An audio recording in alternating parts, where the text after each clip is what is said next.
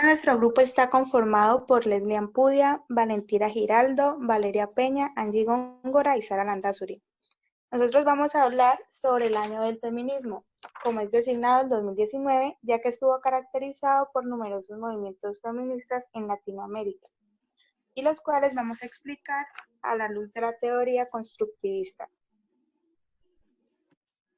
Una de las principales características del feminismo dentro de las relaciones internacionales es su desafío a los paradigmas realista y liberal, los cuales justifican la operación de un sistema internacional que mantiene al hombre en una posición superior y de ventaja sobre la mujer, lo cual es desfavorecedor y opresivo. La lucha feminista se ha esforzado en alcanzar igualdad de oportunidades en todas las áreas de la sociedad, y esta lucha no ha sido en vano, ya que esos movimientos han sido motores de cambio social a lo largo de la historia. Actualmente se lucha por aspectos como mayor participación política, mejores oportunidades laborales, derechos sexuales y reproductivos y garantías contra la violencia de género. Según la Declaración de la ONU sobre la eliminación de la violencia contra la mujer, la violencia de género se puede definir como violencia física, sexual o psicológica, y esta es realizada en tres principales áreas. La primera es la familia y se manifiesta en malos tratos, abuso sexual, mutilación femenina y otras prácticas nocivas para la mujer. En la comunidad se puede manifestar en forma de abuso sexual, acoso, intimidación, trata de mujeres, prostitución forzada, entre otras. Y en el Estado son aquellos actos violentos perpetrados o tolerados por este.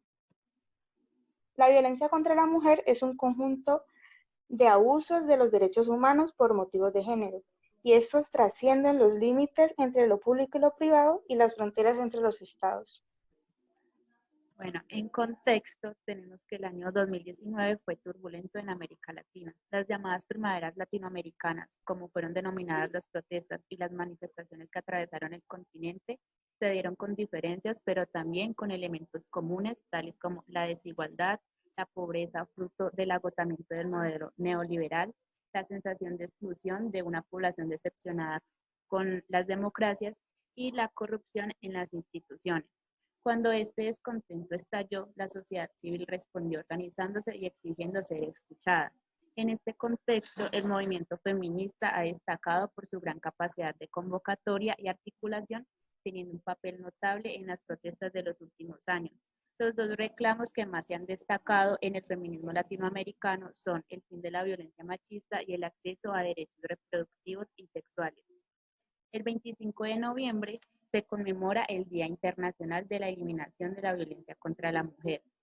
Feministas de todo el mundo protestaron a su manera. Por ejemplo, en Latinoamérica, en México, lo hicieron con marchas y portando las fotos de víctimas de feminicidio. En Chile, con un canto que se denominó El violador en tu camino, creado por el grupo Las Tesis y que rápidamente se convirtió en un himno de la cuarta ola del feminismo y le dio la vuelta al mundo. En Colombia se dio con una gran particularidad y es que los reclamos se encontraron con las diversas demandas sociales de un paro nacional en contra del gobierno. En la caminata las arengas se mezclaban. Por un lado, el patriarcado se va a caer, decían las feministas, y por otro, un clásico himno de la protesta, a parar para avanzar, viva el paro nacional. En Argentina, por otro lado, el año pasado se presentó por octava vez el proyecto de ley para interrumpir el embarazo voluntariamente. Este busca legalizar el aborto en las primeras 14 semanas de gestación. Aunque esta ley no pasó, los pañuelos verdes, símbolos de quienes están a favor del aborto, se convirtió en símbolo del feminismo no solo en dicho país, sino en todo el continente. Ahora les voy a hablar sobre cómo se ha llevado a cabo este movimiento feminista en diferentes países de Latinoamérica. En primer lugar, en Chile se esperaba que el próximo 26 de abril se definiera un plebiscito para reemplazar la Constitución de Pinochet de 1980.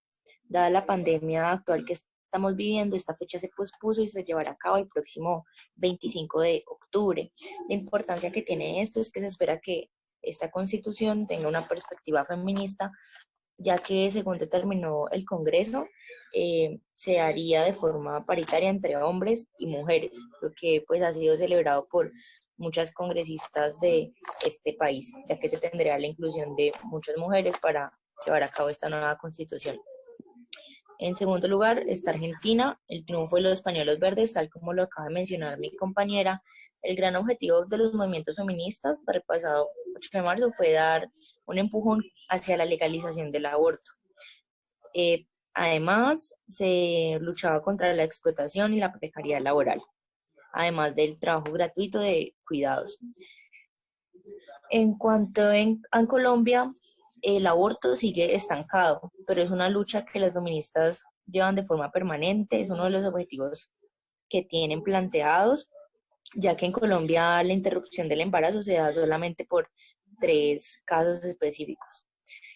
Por otro lado, se espera que la situación de las mujeres mejore en Colombia, dado que existe una gran brecha salarial, exactamente es del 19%, al igual que el 13,1% de las mujeres se encuentran desempleadas comparado con el 8,1% de los hombres. Y por último, en Brasil, en este momento se encuentran invisibles las políticas de género, a pesar de que, según el anuario de la seguridad pública, resaltó que en el 2018 cada hora fueron violadas 4 niñas menores de 13 años. La desigualdad de género en el momento no se ha visto, ninguna de pues, sus múltiples formas, pero se espera que pronto empiecen movimientos que puedan cambiar esta situación actual del país. Violencia de género y relaciones internacionales. La violencia de género se encuentra entrelazada con las relaciones internacionales en forma de una violación de los derechos humanos, de los derechos a la igualdad. No se pueden entender ciertos aspectos importantes de los conflictos, el desarrollo e incluso las políticas medioambientales mientras no se asuma y se entienda la situación de inseguridad en la que viven muchas mujeres.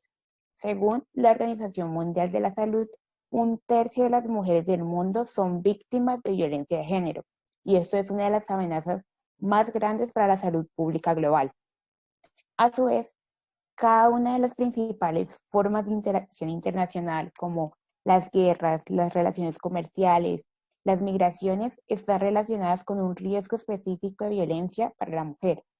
Las políticas de población, la coacción sexual y la movilidad cambiante del ambiente laboral de la mujer, entre otros. Es por ello que en el sistema internacional deben existir actores que entren a regular estas problemáticas con modelos legislativos y políticos. Por ejemplo, existen al menos 36 organismos de las Naciones Unidas con mandatos o programas específicos para abordar la violencia contra la mujer.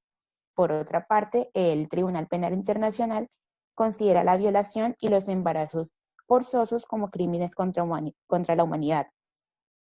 A su vez, la gobernanza mundial también opera a través de iniciativas de desarrollo y políticas públicas, por mencionar algunas de las medidas que se han tomado. Existe una gran importancia de que las mujeres tengan voz como tema de política internacional, como una herramienta para generar mejoras en la educación, en la nutrición, en el desarrollo y la productividad en general. Ahora, para explicar la relación del constructivismo con el feminismo, vamos a tener en cuenta que el constructivismo sugiere que todos somos influenciados por conceptos y expresiones sociales de los grupos de referencia a los que pertenecemos. De hecho, atribuyen la formación de ideas e identidades a prácticas sociales repetitivas y en donde se ve la identidad como compartida o colectiva. Para los constructivistas, el juego del poder internacional gira en torno a las habilidades de los actores, a través del debate sobre los valores para persuadir a otros a aceptar sus ideas. Es ahí entonces cuando las personas y los grupos se vuelven poderosos, cuando ese intento por que los demás asuman las ideas y las normas se vuelve positivo y ahí surge una cultura de entendimiento compartido, la cual puede alterar el mundo de una manera considerable. Otro aspecto relevante es que según el constructivismo, el mundo no funciona independiente de los individuos. De hecho, se da un realce a la cultura, el lenguaje, las normas, el contexto histórico, las ideas y los valores. Entonces, los individuos cobran importancia como agentes involucrados en contextos que son específicos y que tienen la capacidad de transformar el entorno en el nivel que sea, nacional, local, internacional, transnacional, entre otros. Es entonces cuando a lo largo de la historia hemos visto que el feminismo ha producido un despliegue de rupturas, como una construcción de nuevos paradigmas y pautas de interpretación en torno a la realidad de la mujer desde el punto de vista sociopolítico. Entonces podemos considerar que el feminismo es una forma de construcción social del poder que depende de los intereses de cada estado en gran medida. Por ejemplo, no es lo mismo las decisiones que se tomen en México o en Brasil o las que se tomen en Argentina, y eso depende de la identidad de cada estado. Cada país tiene una perspectiva de los otros en cuanto al tema.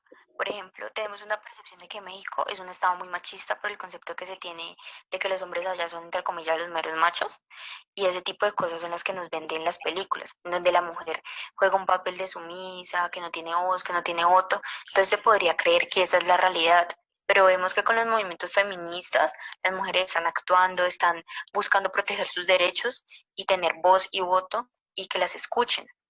Además de esto, hay una participación de las instituciones internacionales en cuanto al feminismo, en cuanto a lo que significa la mujer para el mundo.